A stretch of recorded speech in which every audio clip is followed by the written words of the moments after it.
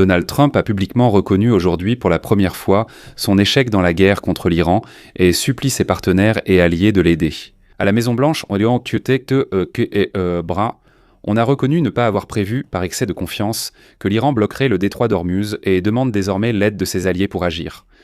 Le président américain Donald Trump a déclaré aujourd'hui la destruction totale du potentiel militaire de l'Iran, mais a averti que le pays est encore capable de mener des frappes ciblées contre la navigation maritime. Et c'est alors qu'un appel totalement inattendu de Donald Trump est apparu. Hier encore, Trump déclarait qu'il n'avait besoin d'aucune aide de l'Ukraine, du Royaume-Uni, de la France, etc., car les États-Unis s'en sortent très bien tout seuls. Et aujourd'hui déjà, Donald Trump s'est publiquement adressé aux alliés et aux partenaires.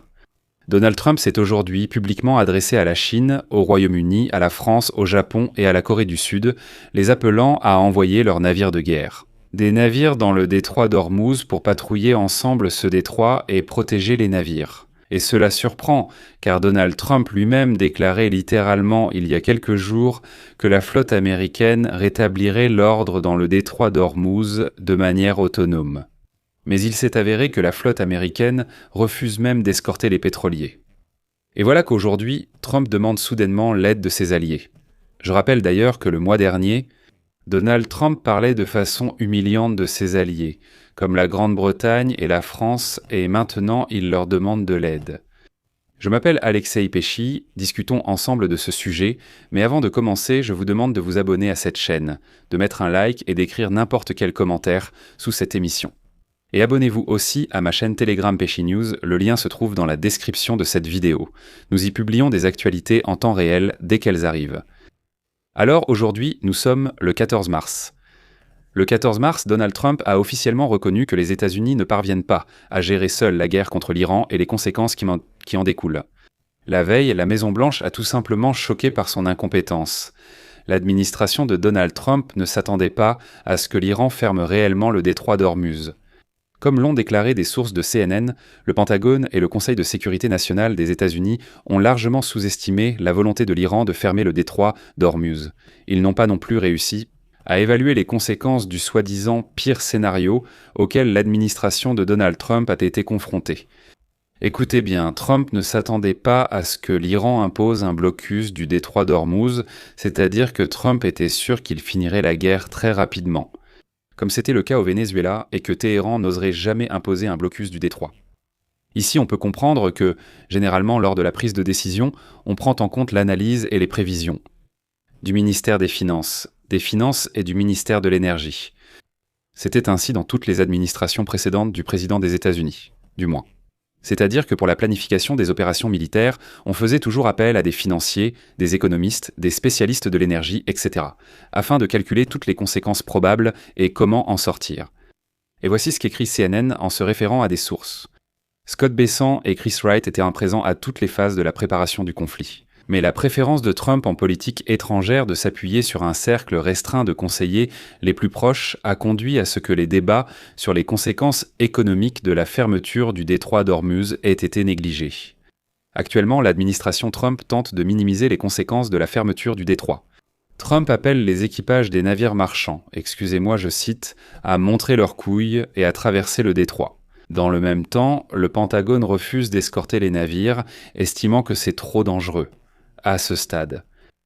Vous comprenez ce qui se passe, c'est-à-dire que Trump a déclenché cette guerre sans avoir du tout calculé toutes les conséquences possibles.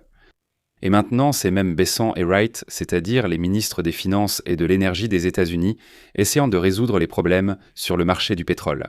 Et la levée des sanctions contre la Russie est l'une des tentatives de stabiliser le marché du pétrole, tout comme, d'ailleurs, la libération des réserves stratégiques de pétrole des États-Unis. De plus, il est connu que lors des dernières réunions secrètes, lors des briefings à huis clos, les membres du Congrès ont tout simplement mis la pression sur l'administration Trump en raison de l'absence d'un plan opérationnel pour débloquer le détroit d'Ormuz. Autrement dit, à la Maison-Blanche, ils ne savent pas quoi faire avec cela maintenant. Le problème était que l'administration Trump avait sous-estimé la volonté de l'Iran de fermer le détroit, pensant que cela nuirait davantage à l'Iran qu'aux États-Unis. Téhéran allait donc réfléchir et conclure que les conséquences seraient un pire pour eux, alors ils ne fermeraient pas. Плюс во время 12-дневной войны En juin 2025, l'Iran a également menacé de fermer le détroit d'Ormuz, mais n'est finalement pas passé à l'action. Et donc Trump était sûr que cette fois encore, l'Iran n'irait certainement pas jusque-là. Mais ce n'est pas tout. Trump affirmait avec assurance que, dans un contexte de surabondance de pétrole et de gaz sur les marchés mondiaux, de niveaux records de production américaine, ainsi que des attentes d'une expansion rapide de la production au Venezuela, la fermeture du détroit n'entraînerait pas de conséquences si globales que cela. Et tout ira bien, même s'il ferme. L'administration Trump se concentrait plutôt sur la réaction positive du marché en cas de succès de l'opération et d'élimination complète de la menace iranienne. Donald Trump a écarté le scénario négatif et refusé de l'envisager. Et ici, je rappelle qu'après le début de la guerre, Donald Trump a déclaré que ceux qui parlent de problèmes sur le marché du pétrole sont tout simplement des idiots. Je n'invente rien, c'est une citation de lui. Allez voir sur son réseau social. Trou Social, allez lire ce qu'il a écrit. Il disait que vous ne comprenez pas. Ces variations de prix dureront 1 ou 2 jours seulement. À ceux qui s'inquiètent, il dit « Vous êtes des idiots et vous ne comprenez pas ». Et à ce moment-là, Trump avait promis que les États-Unis commenceraient à escorter les navires marchands avec des navires de guerre américains. Mais au Pentagone, ils ont déclaré qu'ils ne le feraient pas, parce qu'il s'avère que c'est dangereux. Après cela, Trump a appelé le transporteur de pétrole et envoie simplement ses marchandises. Les pétroliers traversent le détroit d'Ormuz à leurs risques et périls, en espérant qu'un passage massif de pétroliers dissuadera simplement l'Iran d'attaquer. En plus, Trump a commencé à se moquer ouvertement et à dire « Pourquoi êtes-vous tous aussi lâches autour de moi ?» Envoyez donc vos pétroliers affronter les missiles et briser ce blocus. Il demande « Où est la difficulté ?» Dans cette situation, il faudrait être aveugle pour ne pas voir que Trump s'est complètement planté. L'administration du président américain a entamé une forte réduction en utilisant la réserve stratégique de pétrole, prévue pour les urgences. Les États-Unis libèrent 172 millions de barils de pétrole de leurs réserves, et ici je tiens simplement à rappeler que il n'y a pas si longtemps, Donald Trump a critiqué l'ancien président américain Joe Biden pour avoir utilisé les réserves stratégiques de pétrole afin de contenir les prix après l'invasion de l'Ukraine par la Russie en 2022, accusant Biden d'avoir pris cette mesure pour des raisons politiques. Et maintenant, Trump fait exactement la même chose, mais à une échelle bien plus grande, sans pourtant y voir la moindre motivation politique. Ce matin déjà, Trump a déclaré avoir complètement détruit tout le potentiel militaire de l'Iran, mais il a averti que le pays était encore capable de mener des frappes ciblées contre la navigation maritime. Trump affirme que l'Iran n'a presque plus de missiles, que sa flotte est détruite et qu'il ne reste plus de responsables vivants à Téhéran pour donner des ordres. Mais en réponse à cela, le représentant des autorités iraniennes, Mohsen Rezaei, a déclaré aujourd'hui que l'Iran était prêt à discuter de la fin de la guerre uniquement sous 2 conditions. Téhéran a exigé des réparations des États-Unis pour les dommages subis et le retrait de toutes les bases américaines de l'ensemble du Golfe Persique. Je vais maintenant citer ses propos. « La fin de la guerre est entre nos mains. Nous n'envisagerons la fin de la guerre que lorsque, premièrement, nous aurons reçu une compensation complète pour toutes nos pertes de la part des États-Unis, et deuxièmement, lorsque nous aurons obtenu une garantie à 100% pour l'avenir, ce qui est impossible sans le retrait des États-Unis du Golfe Persique. » Finalement, Donald Trump a enfin reconnu aujourd'hui sa faiblesse et a appelé les dirigeants mondiaux à se joindre à la protection du détroit d'Ormuz contre les attaques de l'Iran. Donald Trump s'est publiquement adressé à la Chine, au Royaume-Uni, à la France, au Japon et à la Corée du Sud, les appelant à envoyer leurs navires de guerre dans la zone stratégique. Mais je vais maintenant citer Donald Trump. De nombreux pays, en particulier ceux qui sont concernés par la tentative de l'Iran de fermer le détroit d'Ormuz, enverront des navires de guerre conjointement avec les États-Unis afin que le détroit reste ouvert et sûr.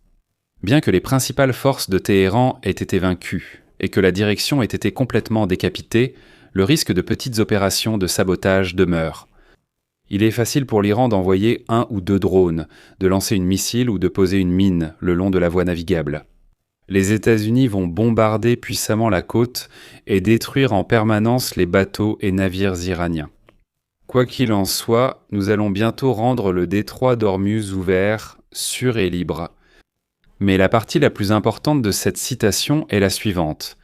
J'espère que la Chine, la France, le Japon, la Corée du Sud, le Royaume-Uni et d'autres pays touchés par cette restriction artificielle enverront leurs navires dans cette région, afin que le détroit d'Ormuz cesse de représenter une menace de la part d'un pays qui a été complètement décapité. Étrange, non ? Pourtant, c'est une déclaration du président américain. Il est intéressant de noter qu'aujourd'hui, le Wall Street Journal écrit qu'avant le début de la guerre, le chef du comité des chefs d'état-major, le général Dan Kane, avait directement averti Donald Trump qu'une attaque pourrait justement les inciter à fermer le détroit d'Ormuz. Trump reconnaissait un tel risque, mais il a décidé de lancer l'opération, pensant que Téhéran capitulerait bien avant de bloquer cette artère. Mais ce qui est intéressant dans cette situation, c'est que Trump demande aujourd'hui de l'aide à la Grande-Bretagne et à la France, alors que, il n'y a pas si longtemps, ce même Trump, insultait ouvertement les dirigeants de ces pays. Je vous rappelle, comme l'écrit Axios lors de la réunion virtuelle des dirigeants du G7 mercredi dernier, Donald Trump s'est moqué du Premier ministre britannique Keir Starmer, en raison de son refus préalable d'accorder aux États-Unis l'accès aux bases britanniques pour des frappes contre l'Iran. Lorsque la Grande-Bretagne a finalement dit « D'accord, nous sommes prêts à aider », Trump a déclaré devant tout le monde, sur un ton moqueur, que « Ah, il est déjà trop tard », et que Starmer, comme il l'a dit, ne parviendrait pas à s'attribuer la grande victoire des États-Unis. Eh bien, comme on dit, les manuscrits ne brûlent pas. Le 8 mars, Donald Trump écrit, je cite, « Le Royaume-Uni envisage d'envoyer 2 porte-avions au Moyen-Orient. Nous n'en avons plus besoin. Nous n'avons pas besoin de gens qui entrent en guerre après que nous ayons déjà gagné. » Le 14 mars, c'est-à-dire aujourd'hui, Trump écrit « J'espère que la Chine, la France, le Japon, la Corée du Sud et le Royaume-Uni enverront des navires. » Les amis, eh bien, je ne sais pas, c'est vraiment dommage. Donald Trump a vraiment l'air pitoyable en ce moment. Pourquoi tu lances ces phrases venimeuses à tes alliés, tu essaies de te moquer d'eux, tu cries que tu n'as pas besoin d'aide, que l'Ukraine propose des drones intercepteurs, que tu n'as pas besoin de cette aide, que les Britanniques proposent des destroyers, que tu n'en as pas besoin. Ha! Ils ont décidé de s'associer à ma victoire, alors que nous avons déjà gagné la guerre. Et après ces déclarations fanfaronnes, Trump dit « Alliés, partenaires, veuillez envoyer vos navires dans le détroit d'Ormuz. Eh bien, nous avons déjà gagné cette guerre, bien sûr. Tout est fini, l'Iran a été écrasé, tout est terminé, mais envoyez-les quand même, parce qu'il s'avère qu'il faut une protection pour les pétroliers et les navires civils. » Alors, Donald Trump, décide-toi. Vous avez déjà gagné, vous avez écrasé l'Iran ou pas encore? Et le vrai problème, c'est que le détroit d'Ormuz est bloqué, et les Américains ne peuvent pas le débloquer seuls. Commence enfin à appeler les choses par leur nom. Pourquoi? Je vais mettre des points de suspension ici. Donnez votre avis, écrivez vos conclusions dans les commentaires sous cette vidéo, abonnez-vous à la chaîne, cliquez sur la cloche et n'oubliez pas de mettre un like. Les amis, si cet épisode vous a été utile ou intéressant, vous pouvez soutenir le travail de notre chaîne par un don ou un parrainage ici, sur YouTube. Tous les liens et informations nécessaires se trouvent dans la description de cette vidéo. Je vous serai reconnaissant pour votre soutien. C'est tout pour aujourd'hui. Prenez soin de vous. À bientôt à tous.